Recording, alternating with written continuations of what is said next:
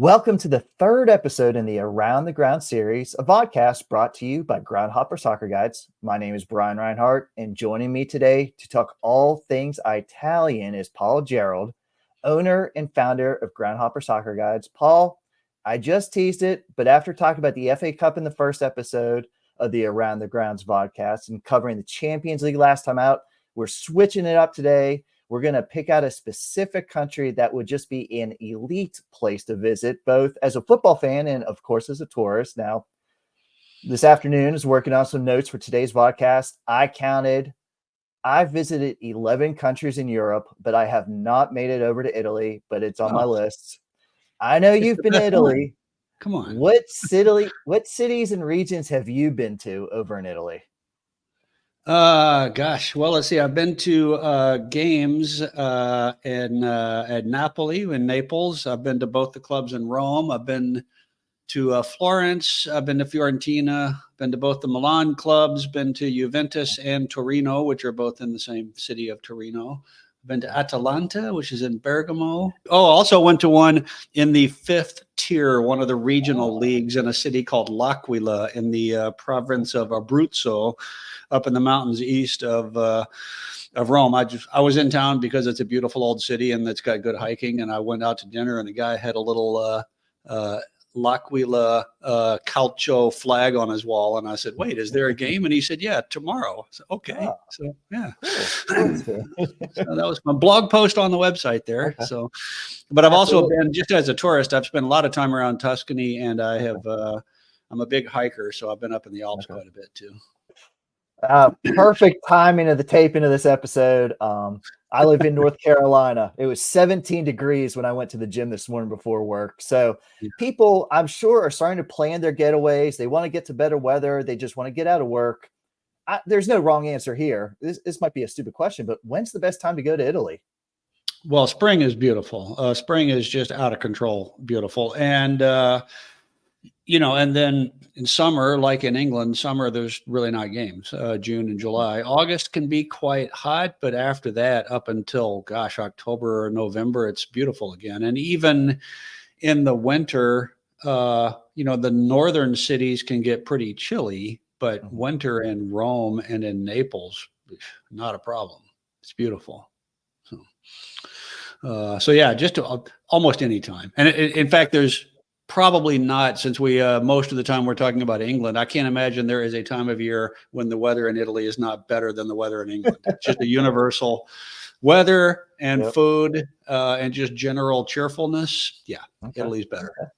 I was gonna say, we all see those Premier League games. People are bundled up over there, but they're still watching the football game. So, but Italy crowds, they're great, and that's what we're going to focus on now. We've hit some cities, hit a little bit of culture, Italian football, and we're going to test your knowledge over here. You've helped so many clients at Groundhopper Guides, but we're going to spend some time talking about the Italy's domestic league. It's easy to look at the standings, the top teams. So Paul, tell us about some of the more storied clubs and some of the best rivalries in the country. Well, the current big dog, I don't know how to say that in Italian, is Juventus. They won the league about 8 or 9 years in a row, and then they had some mismanagement and financial problems and scandal, all of which are extremely common in Italian football. So they dropped off for a few years, and last year Napoli famously grabbed the title from them for the first time since Maradona was there. But Juventus, in terms of glamour, big famous clubs, the top of the table every year, Juventus is the one. And they recently built a new stadium, beautiful stadium out on the edge of Torino, easy to get to. It's only about 40 or 45,000 seats. So and we sell tickets there in several different locations. So that is a beautiful stadium. And when they're on, that crowd is fantastic. So their great rivals are Inter Milan. Internazionale is the official name, but since they're in Milan, everybody calls them Inter Milan. They and their great rivals, AC Milan, both play at a stadium that is probably top 3 or 4 in the world. Like if you're going to go around the world and you want to see soccer games, you need to go to the San Siro in Milan. It holds about 80 something thousand people. Wow. You know, I have walked into close to 200 football grounds in my life, and there's maybe 2 or 3 that kind of took my breath away when I got in, and the San Siro is one of those. Oh, cool. And it's amazing. And you know, we'll include some pictures and videos here, but that is top of the list of what you want to see. So other rivalries, I mean, the 2 teams in Rome, Roma and Lazio, also share the Olympic Stadium in Rome. So when they play, it is super intense. Roma and Napoli is another big rivalry. Naples is only about an hour from Rome, and so they're sort of Roma is traditionally a bigger club, more successful than Lazio. So Roma and Napoli are kind of this big city rivalry down there in the south. They don't care for each other. Yeah. And otherwise, I mean, it's kind of like everybody hates Juventus and everybody kind of hates the Milan clubs because, like in England, if you look at the Italian table any given year, it's the same 4 or 5 teams up there most of the time. Yeah. So. And I know it depends upon the team and where the stadium's located, but what's the game day experience like for Italian football? The first thing that really jumped out at me is, for the most part, the stadiums are quite old. The one in Florence at Fiorentina, I think, was built in the 30s. The Olympic Stadium in Rome was built back then. They're not like falling down or anything, but many of them are not. Even the San Siro, they're trying to figure out how to replace it because it's just getting old. So stadiums are old / classy, depending on how you want to look at it. And the food, this really blew my mind. Like, you would think, right, one of the great culinary nations on earth, and you walk into the stadium and it's like, well, do you want popcorn or chips or an ice cream bar? Like, that's kind of the food inside. But on the outside, their food truck culture far surpasses the English food truck culture. There are things that are bigger than restaurants I've been to that technically is a truck. So lots of opportunity to eat and drink outside the stadium. And of course, you're in Italy. So, I mean, who cares if it's stadium food? The atmosphere in the stadium can be really, really something, especially at some of the bigger games. They're just, I know it's kind of a stereotype, those passionate Italians, but it's true. People have often asked me, have I ever felt unsafe at a game? There were 2 times, both of them goal celebrations that I was in the middle of. One was Chelsea at Tottenham, and I was right behind the goal with the Tottenham people. And the other was a game at Lazio when they scored a late goal to go ahead in a game in the Europa League. And people around me went so nuts that I found myself kind of like, what is happening? Yeah. They also smoke cigarettes. They're not supposed to, but whatever. They when I went to that game, it was a Europa League game, classic Italian moment. I walk up and the guy asked me for my passport. And I didn't realize this, but they check ID at Italian games, especially at the European games. But now your name's on the ticket. So you got to have your ID when you go to the game. I didn't know this. So I walk up and the guy says, "Passaporto." And I said, "I don't have my passport." And we went back and forth a couple of times. And then he said, "Yeah, go ahead." Classic Italian, right? And so I go in, and the stewards didn't know where my seat was, and it was just like this giant stadium. I was like, I don't know, I'll just stand here. That's fine. Okay. So yeah, and the atmosphere can be really, really something. They get very worked up, positive and negative. Roma has tremendous atmosphere, and Napoli has tremendous atmosphere. And then the other thing that they have that is true across Europe, not as much in England, is these ultras groups. So a much more formalized kind of like, I forget the names of them, but, you know, like Fiorentina has a section that they always sit in this part of the stadium, and it's constant flag waving, constant jumping and singing, and guys with megaphones and the whole thing. It's much more organized. It's actually, if you've been to MLS games, MLS supporter culture is more a copy of the European style than it is the English style. In England, there's nobody in charge. There's nobody with a microphone saying, okay, next we're going to sing. And then they pick a song and sing it for a few minutes.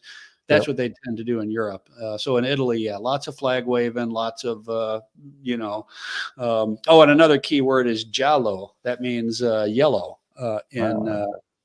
So whenever there's un fallo, everybody else giallo.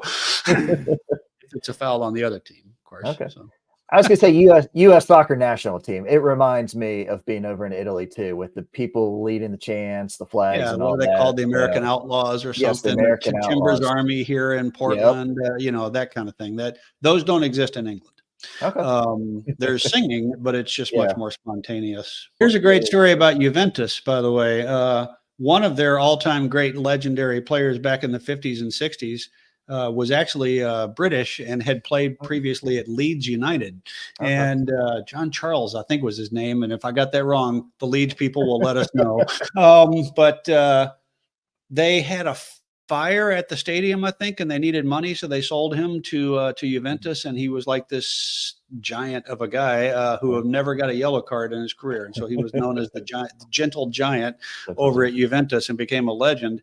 But even more interesting to me is that the reason Juventus wears black and white striped shirts is that in the very early days when they were getting started, somebody at the club was associated with Notts County back in England and gave them some shirts. And so here, you should wear these. And Notts County wears black and white stripes. They're called the Magpies. And so Juventus began wearing black and white stripes, and they still do. So they got those shirts from Notts County. And when they opened the new stadium, maybe 10, 15 years ago, they had a friendly game to open the stadium, and they had Notts County come out. Okay. And so that was kind of a fun thing to watch.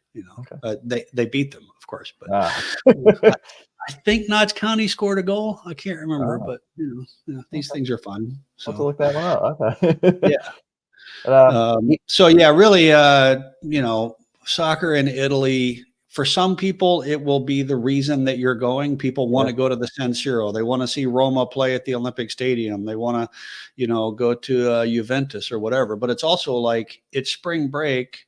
Like we're working right now with somebody who's taking the family to Rome and Florence for spring break. And I'm like, we can add a game in both of those cities, and so why wouldn't you? Because I always tell people, like, when you are sitting in your restaurant in Florence, right, and you're having a great time and a great meal and it's beautiful, and you look out in the back and you see the waiter and one of the chefs standing out there in the back smoking a cigarette, which they will be, and they're talking to each other on their little break, there's a 70% chance they're talking about soccer. And so if you want to know what's going on for the people who live in a place like Florence, find out about Fiorentina and go over to the game.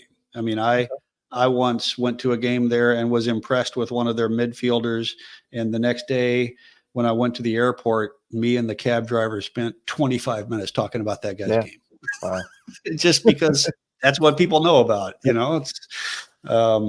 it's a great way, as Rick Steve says, to be a temporary local. So traveling in Italy is a great, great thing. We all know that. I'm just saying, add a soccer game and find out what living in that city is like. Perfect segue, because of course at Groundhopper Soccer Guides, Paul and his team want to get fans to games. Plain and simple, you guys make that process easy, help set them up for a trip of a lifetime. Paul might not have seen the first couple of episodes, so explain to people watching today, how can Groundhopper Soccer Guides help fans get tickets, and then expand on that in Italy? Where can you help them get to? Sure. So our basic model is that we work with companies that are known as authorized resellers for the club. So they go to the club, they sign a contract, they pay a big fee, they buy blocks of tickets to every home game, and then we help them resell them. We're what's called a registered agent of these authorized resellers. It's all terminology, but it basically means we have access to official tickets. They're guaranteed. And so you tell us what game you want to go to, and we check with all of our suppliers. We get you a quote. You pay us. We get you the tickets. What's different in Italy versus England is most of what we sell in England, especially at the Premier League, is hospitality. So seats plus a lounge. And therefore a little bit more expensive. In Italy, most of it is regular seats, so they're a little cheaper, and you don't have to spend money on some lounge that you don't want to go into or that you don't care about. So in Italy, mostly what we sell is regular seats. So where do we sell them? Napoli, Roma, Lazio. I think we've got Fiorentina. We definitely have AC Milan, Inter Milan, and Juventus. So yeah, it's just a matter of like, tell us where you want to go and we'll tell you how we can help.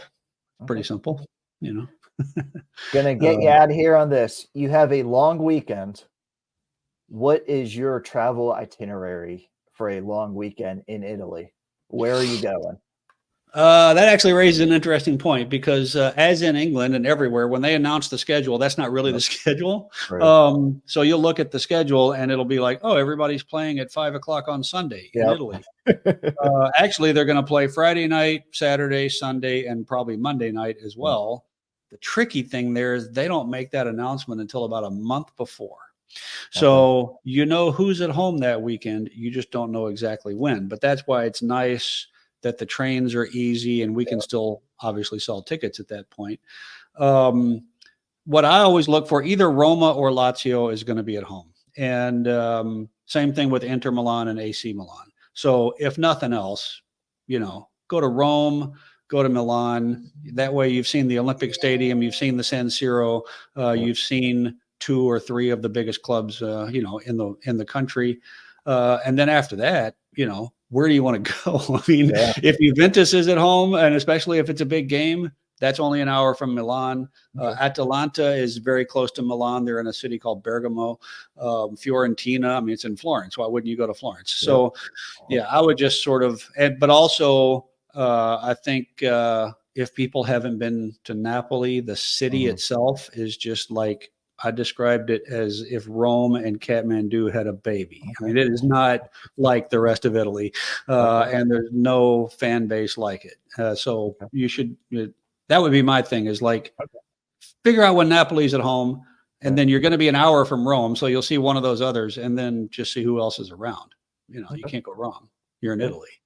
Paul, let people know. We're going to put it in the description, all that, but how can people reach out to you to help them start their journey to Italy? Yeah, it's groundhopperguides.com, or just send us an email. It's you can use sales@groundhopperguides.com, and one of us will get back to you. One of our employees, in fact, lives in Tuscany. I was going to say, you have an employee that lives over in Italy. Emily is American Italian dual citizen and currently living in Tuscany. So we will respond on Italian time as well. And and I've been to quite a few games, so we have a fair amount of knowledge about it, and we will help you get to where you want to go. That was just an exciting trip all around Italy. Everybody's just craving to go over there now, I hope. Paul, thanks for taking the time. We didn't even dive into food. I don't know how we didn't get in any of the food, but we went a little long here, but that was good. There's just so much knowledge with Italy. Yeah, we didn't talk about coffee either. That's where I really get involved. Oh, okay. I want to thank everybody for tuning in to this episode of the Around the Grounds podcast. We look forward to bringing you future episodes very soon, and hopefully Groundhopper Soccer Guides will see you at the grounds.